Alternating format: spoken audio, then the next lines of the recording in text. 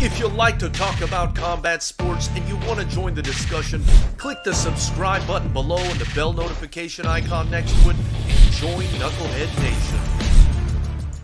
What's going on, Knuckleheads? Welcome to the FightersRep video podcast. I'm your host of FightersRep, and really excited to have you guys on today. It is Wednesday, March 25th. We're still stuck at home in this ridiculous pandemic. It's again a little bit chilly out here in Los Angeles today. And today what I wanted to talk to you guys about was a little bit of upsetting news, at least what I believe to be upsetting news, because of this ridiculous pandemic that we're now all facing.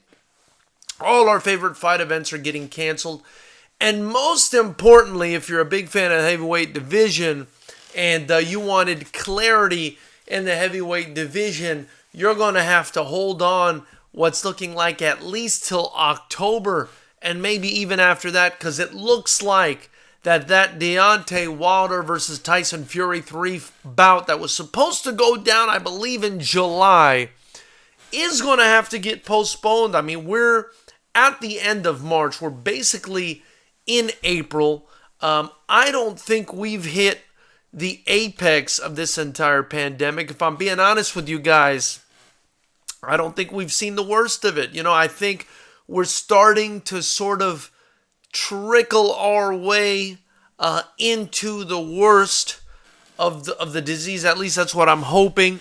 Then hopefully we'll hit an apex, and then I'm hoping this should have just end, because we're all going crazy sitting at home doing nothing. And it's looking though like this thing is now affecting, of course, the big heavyweight bout that was supposed to give us clarity again between Deontay Wilder and Tyson Fury. And I also want to discuss the fight briefly. You know, it's not a fight that I think is really that necessary, if I'm being honest with you guys.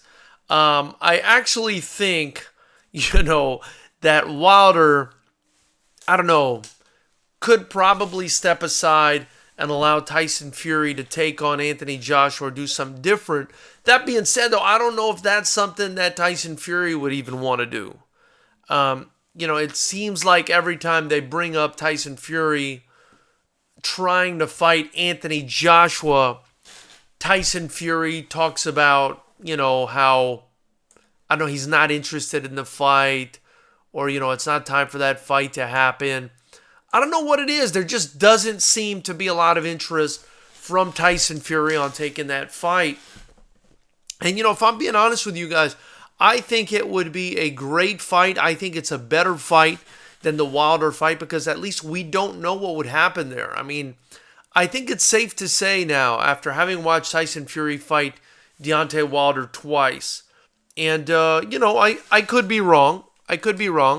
But after watching him fight Deontay Wilder twice, I just feel like we're not going to get a huge difference as far as a result goes if they fight again. I just feel like it's going to be more of the same. Tyson Fury, as we've seen in the past two fights, being the superior boxer, just outboxing Deontay Wilder and maybe finishing him again like he did in the last fight. And let's not forget, Deontay Wilder is older than Tyson Fury. He's further along in his career. And his potential, I think, to improve as a boxer is, definitely below that of a Tyson Fury. And if they're fighting in October, Deontay Wilder will actually turn 35 years old when we're in October. So, he'll either be a guy close to 35 or at 35 years of age versus a Tyson Fury who I believe is about 31 years old. I'll go ahead and confirm that for you guys. Yeah, a guy in terms of Tyson Fury who will be 31. If they fought in October, he'd be 32. Basically, the prime of a boxer's career, I think, is in his early 30s. maybe even closer to the mid-30s for these heavyweights, so who knows? It seems like these bigger guys, the last thing that goes is their power. That's an important aspect of the heavyweight division. But I don't know, I feel like Tyson's so nimble, he's so fluid, that's going to be hard to deal with, especially for a guy in Deontay Wilder who doesn't have those skills and is going to be, again, 35 years old. So, a problematic fight. And that's why I think, at least for Deontay Wilder, that's why I think that it would be better to just have Tyson Fury go out there and fight against a guy in Anthony Joshua who he hasn't fought before and who could really solidify his legacy in the heavyweight division. If Tyson Fury can beat Anthony Joshua and then maybe come back again and beat Dillian White, which, would just be icing on the cake. But, I think if he beats Anthony Joshua, he can call it a career and nobody would tell him anything about it. Because he would have basically conquered the best guys in the division. He would have been the guy who beat the man in beating Vladimir Klitschko, the guy who, put an end to Deontay Wilder's unbeaten streak, and in my opinion at least, beat him twice decisively in that second fight. And then if he beats Anthony Joshua, what's really left for him to do, right? He could always go back and take on, the younger up-and-coming heavyweights. He could always do stuff like that. Daniel Dubois, Joe Joyce. There's still Alexander Usyk now on the horizon. Always a tough fight, I think, with Dillian White. Guys like Derek Chisora, who Tyson Fury, I think, has Chisora's number. But, there are always guys out there. And so, if we, he could always come back and go for more and fight more people. But I do think that if he's looking for legacy fights, he's looking to wrap up this career, then, a fight against Anthony Joshua is going to do a lot more for him than a fight against Deontay Wilder at this point. Of course, he could do both. But I do think it would be wiser for his career to fight Anthony Joshua. And then, if he wants to call it a career at that point, he said he had a couple more fights left in him. I wouldn't hate the man if he did. You know what I mean? I'm thinking short term. If he's thinking about ending the career sooner as opposed to later, that's what I would do if I was him. Again, if he wants to kind of stretch it out a bit, make some more money for him and his family, by all means, you could always take the Wilder fight and then AJ, or take the AJ fight and then come back and fight Wilder. I think Wilder would be best off taking a fight in the interim, but I think what Paulie Malignaggi has been saying about Deontay Wilder recently, about him having a bunch of yes men around him, and I think Buddy McGirt said he needed a teacher or something like that, and Manny Robles echoed that sentiment when we interviewed him on the channel.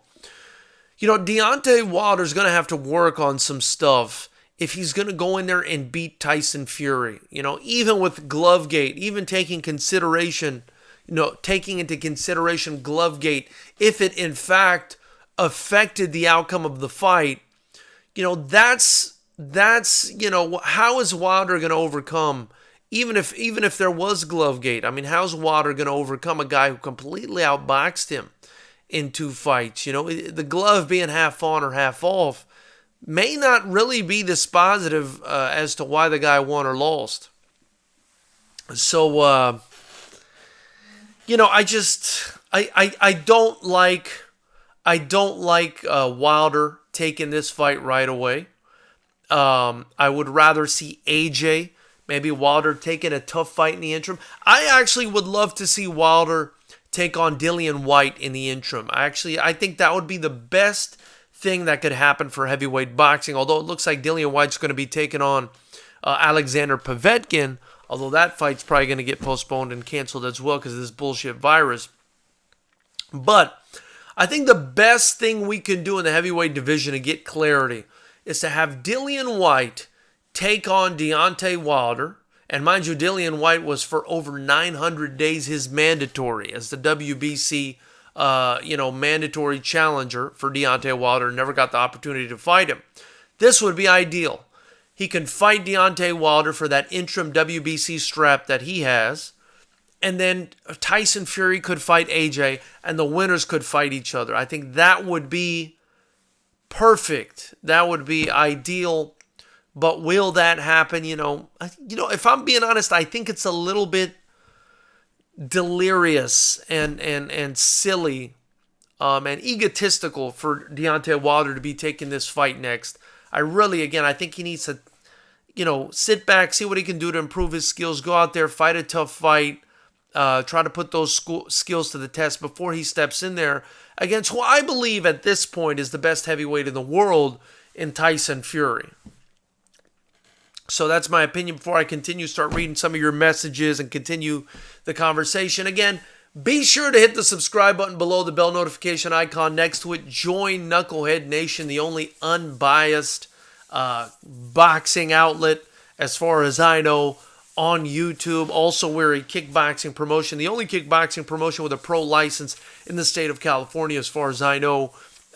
Anything you guys do, whether it's a donation or purchase a FightersRep shirt in the link below, anything you guys do as far as spending money with FightersRep is going to get reinvested right back into FightersRep promotions and helping me build the best promotion right here in Southern California in the Mecca of combat sports and give fighters the opportunity to compete, which you guys have done already. So let's see what's going on. We've got Jorge Estiels in the chat. Saludos, my brother. And we've got Marco Martinez in here. Fight Life Nation. Obviously part of the FightersRep team at this point, not only as a moderator, but so much more. Much love to you, Marco. Jorge Estiel says, hello, brother. What's up, Jorge Estiel? He says he can beat AJ. And, I couldn't agree more that Fury could beat AJ, can beat AJ. But will he? It's a fight that I'd love to see. I actually think AJ gives Tyson Fury potentially a better fight than Deontay Wilder does, especially better than what Deontay Wilder did in the last outing where he just got absolutely, for lack of a better word, dominated. He got dominated in that last fight. Wasn't even close. Excuse me. And so I do think that Tyson Fury would beat AJ, but I think it's a good fight. It's actually a great fight, especially for the heavyweight division. And it's a great fight that'll kind of let us know who is the man in the heavyweight division. You know what I mean? It'll solidify who the best fighter in the heavyweight division is. I think if AJ beat Fury, which I don't think would happen, but if he did, him versus Wilder would be another intriguing matchup, But again, more than anything at this point, right now, as I sit here today in this pandemic, bored out of my mind, I would love nothing more than to see Tyson Fury take on AJ and then Deontay Wilder take on Dillian White, and the winners fight each other. That would be amazing. Jorge Estiel says, agree. I might be wrong, but Fury beats Wilder 100 times. I think you're right about that. Again, Wilder is going to have to land that perfect punch. And now that Fury kind of has figured him out, I think it's going to be very hard for Wilder. He's going to have to come up with some sort of strategy to keep Tyson Fury off of him, to keep a guy that's way bigger than him and more mobile than him off of him. And it's just, I see it as being very difficult. He also doesn't have the sort of gas tank or the boxing skills, but he doesn't have the sort of gas tank or level of activity to kind of brawl it out with Tyson Fury to keep him on the outside. I don't think that's his style. I don't think he's got good enough boxing technique to keep Tyson Fury off of him. I just think it's a very tricky fight for Deontay Wilder, as long as Tyson Fury's coming forward and pressing him, he's going to have to land a picture perfect shot. And so many times, it's ironic because so many times he said, I only have to be perfect for 2 seconds. These guys got to be perfect for 12 rounds. Well, it looks like that wasn't the case. That wasn't the case. Now you've got to be perfect, picture perfect, just to keep this guy off of you. Just to keep this guy off of you. And my, how the tables have turned. That being said, again, we hope Deontay Wilder takes on, at least in my opinion, I hope he takes on a different challenge. For now, hone some of those skills, gets himself ready. Maybe fights a guy that's similarly built or has a similar style to that sort of pressure style that Tyson Fury utilized in the last fight. Figure out ways around that style and, maybe come back better. I hope that's what happens. Fight Life Nation says, what? What is the new date? Hey, my man, I don't know what the new date is. I think they're talking about sometime in October. But, it looks like it may be pushed back from this July date. Actually, 9 hours ago, I think some news came up saying that it would be pushed back. It was supposed to happen on the 18th of July. And according to Bob Arum, the MGM, might not even be open then when that happens. Obviously, the Nevada State Athletic Commission has revoked and suspended probably all fights going forward until who knows when. And, I don't see this thing happening, if I'm being honest, before October. I thought I saw the date of October somewhere online. So, something tells me that's the date when it'll happen. According to Frank Warren, and this is what I saw on BBC. According to Frank Warren, the third fight should probably happen sometime in October. So, obviously that puts a huge monkey wrench into the plans and into the fluidity of the heavyweight division and its evolution. And, it's unfortunate. But, we'll see what happens. I mean, obviously this pandemic, keeping everybody safe is more important. So, that's what it is. Fight Life Nation then asks, Wilder still has the eraser, but he's not in the same caliber of Tyson Fury. I would totally agree with that. He does have the eraser.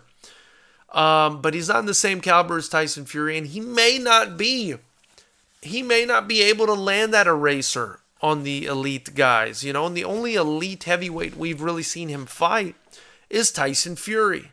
I mean, Luis Ortiz, some people might argue that he's a great heavyweight, but he's not. He never really fought anybody.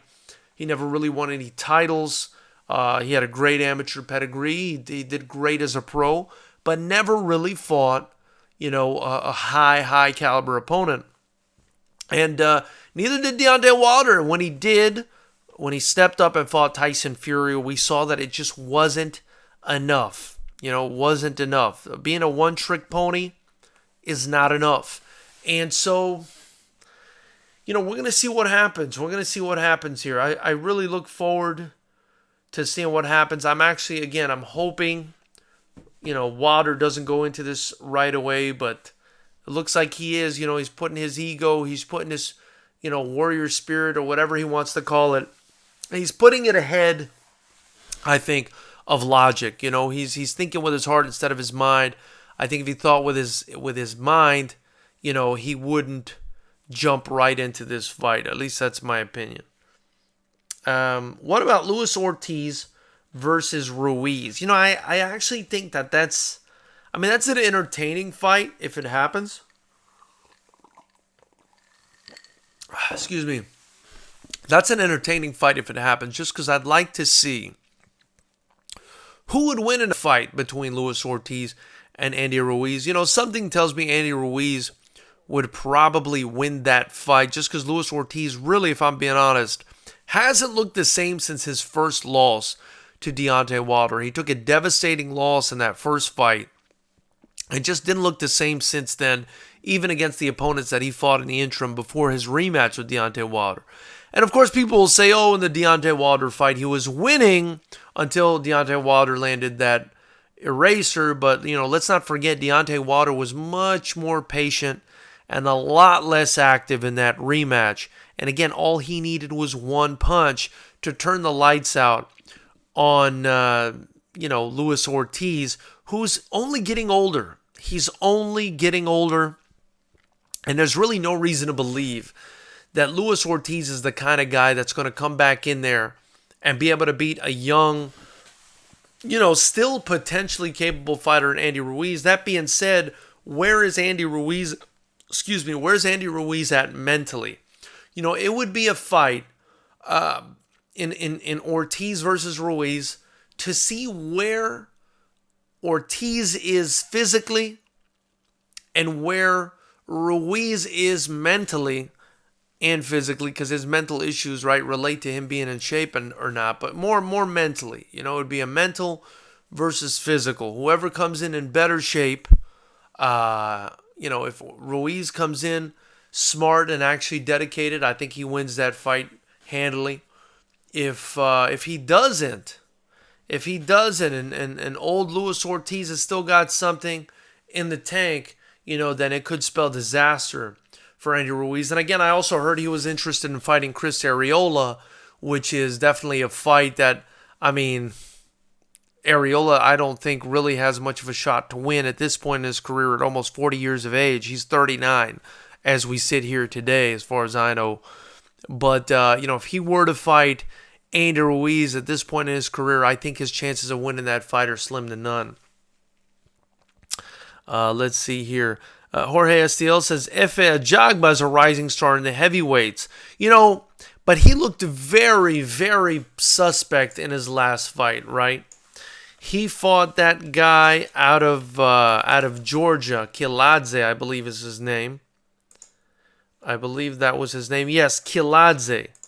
So he fought Iago Kiladze. Oh, and then he fought Razvan Kajanu and won that fight by TKO. But in that fight against Iago Kiladze, even though he won by knockout, he was dropped in that fight. And he was looking really, really bad in that fight. And, he definitely has some work to do, I think, before he gets in there with a top-tier heavyweight. Because what I saw from him in that Kiladze fight, even if he was having an off night, he's not going to be able to deal with the power and the skills of the top heavyweights in the world right now. But, I do look forward to him developing and hopefully turning into a real talent in the heavyweight division. I think, Daniel Dubois, Joe Joyce, obviously Usyk, Dillian White, these are the guys that we really need to watch out for. And maybe even Michael Hunter. He had a good performance against Alexander Povetkin on that undercard of Joshua versus Ruiz 2. I thought he looked good, man. I could see him making some noise in the heavyweight division. But we'll see. We'll see how everything pans out. Again, I just hope these fights get made and we can see who wins and make real determinations at the end of the day. Jorge Estiel says boxing is 80% mental and 20% physical. And I think you're right about that. Jorge Estiel says, I thought Wilder would do better. Boxing is like chess. You're right. Can you give your top 5 heavyweights? Wow. Well, that's, let's see. Let's look up some names. I'll give you who I think are my top 5 heavyweights right now. So, in no particular order, I gotta go with AJ, Tyson Fury, Deontay Wilder, Dillian White, and last but not least, I'm just going to go ahead and say Alexander Usyk. Even though Usyk hasn't really been tested at heavyweight, I mean, he was just so fantastic as a cruiserweight. And, I think the skills are going to transfer over. But again, AJ, Tyson Fury, Deontay Wilder, Dillian White, Alexander Usyk. Those are my top 5. You guys, excuse me, let me know who your top 5 are. If you're watching on the replay, you can put it in the comments section. If not, you can just put it right now in the chat. Let me know who are your top 5 heavyweights in the heavyweight division right now. And I guess honorable mentions. Excuse me, I don't know what's going on with me right now. I hope it's not the Rhone. I'm just calling it the Rhone. I'm not even calling it the Rona anymore. But I think honorable mentions, obviously Daniel Dubois, Joe Joyce, Andy Ruiz, Joseph Parker's in the mix.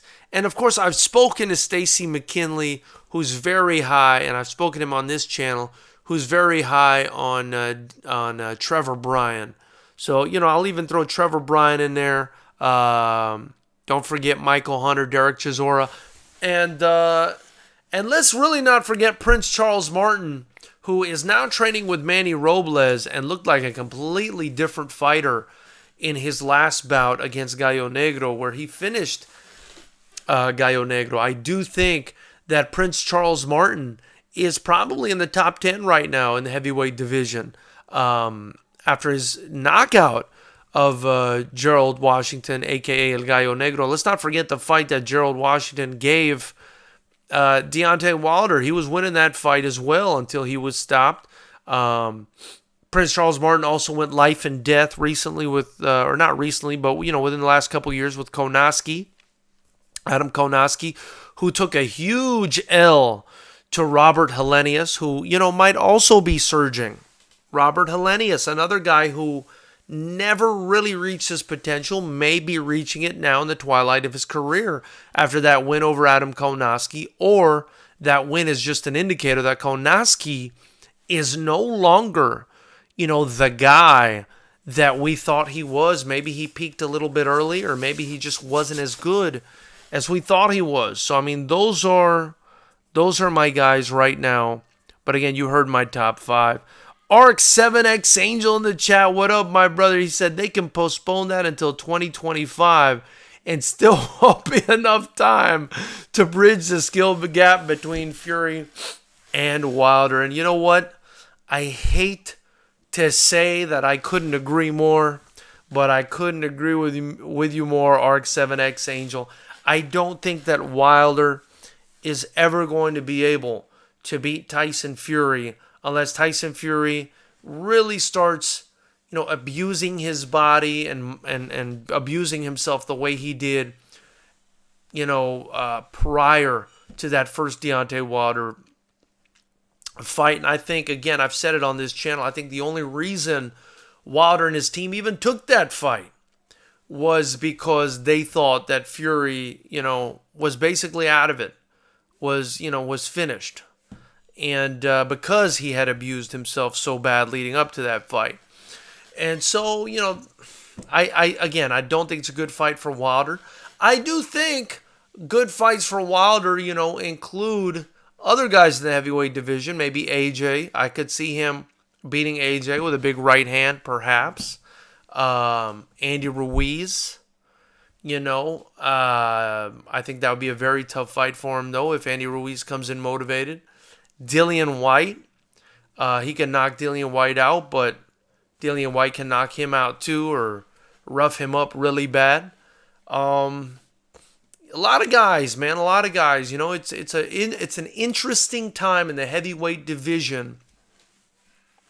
And for me, it's time that these heavyweights go in there and fight each other, and we determine who the man is. Of course, at this point, I would list Tyson Fury as the number one guy. Jorge Estiel says, for me, Usyk is the Loma of heavyweights. And, you may be right. you may be right, but the problem is with heavyweight, because there's no limit to basically weight and height, then, he's going to be fighting guys so much bigger than him. And is his skill set going to be enough, right, in order to make him competitive and allow him to beat those guys? I mean, that's the big question when we're dealing with Usyk versus the rest of the heavyweights.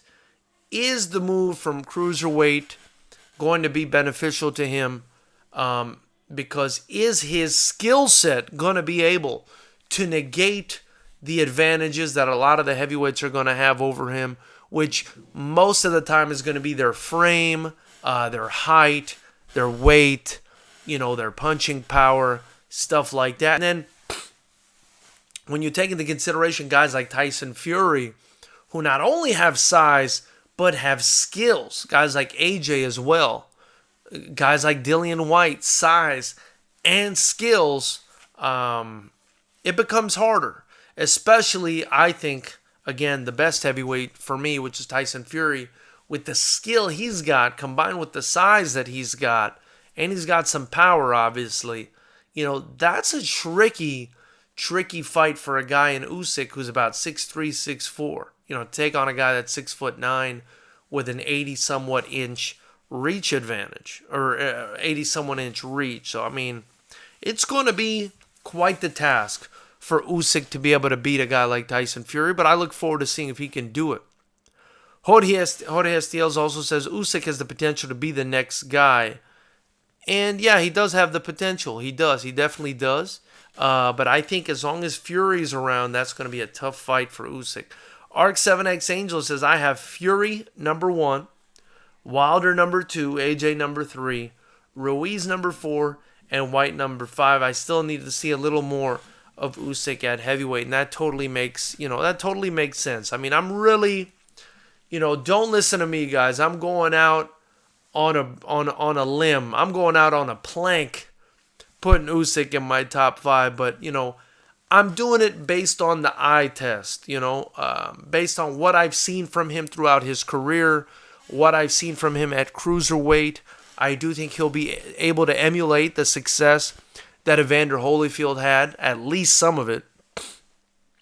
And that'll all be dependent on how he's able to deal, again, with this new crop of heavyweights, which are all massive. I mean, or for the most part, pretty big guys. Guys that are going to be bigger than him. So, knuckleheads, much appreciated.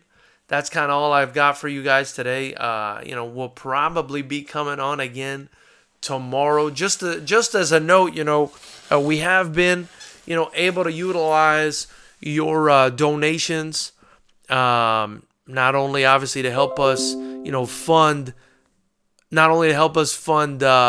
FightersRep promotions and pay the fighters and do stuff like that, and pay for the staff and everything else, but also, I'm going to be stepping up the channel pretty soon. So definitely like, comment, share, show some love. I'm going to try to get a better camera so that the quality of these streams is a little bit better. And if there's any suggestions that you guys have for me, please leave them in the comments section. Let me know, because I would like this channel to be, the channel you turn to when you want to know, when you want to know what's going on in the sport of boxing, the sport of MMA, or you want to watch some kickboxing. I want to be the channel that you guys go to. So definitely, again, let me know what you guys are looking for, what you guys would want. People can call in to the channel on Skype by just looking for FightersRep Promotions. If that's something you guys want to do, you can do that. You can also call in via Gmail. You guys just let me know if you want to call in the chat, and give you guys the number or whatever it is, or the Skype name, and we can make it happen. But that's pretty much it. Also, if you guys want me to do more interviews, we had Regis Prograis on the show yesterday. I think it was Regis Prograis was on the show. So Jorge Estiels, you're asking, will you interview fighters? Absolutely. We had Prograis on the show yesterday. I'm trying to get Dillian White on. Just trying to, reach out to all the fighters that I can, especially our fighters for FightersRep. I think they'd definitely be down to do this. Maybe we'll have one of them on soon. Actually, tomorrow, I'm doing a very interesting show with a guy named Jay Mendez, who's a fight promoter but also owns a YouTube channel related to narcissism and narcissistic abuse. And we're going to be talking about the narcissists in the fight game that we've come across and narcissists we've come across in our lives. But it's interesting because he sort of inspired me to get into promoting. He's a promoter himself, and out in New York on the East Coast, and somebody I'm excited to have on the show tomorrow. So definitely tune in. It's going to be great, you guys. But anyway, knuckleheads, thank you so much for joining. Appreciate your time very much. Until next time, keep it clean, knuckleheads. I'm out of here. I'll see you guys tomorrow.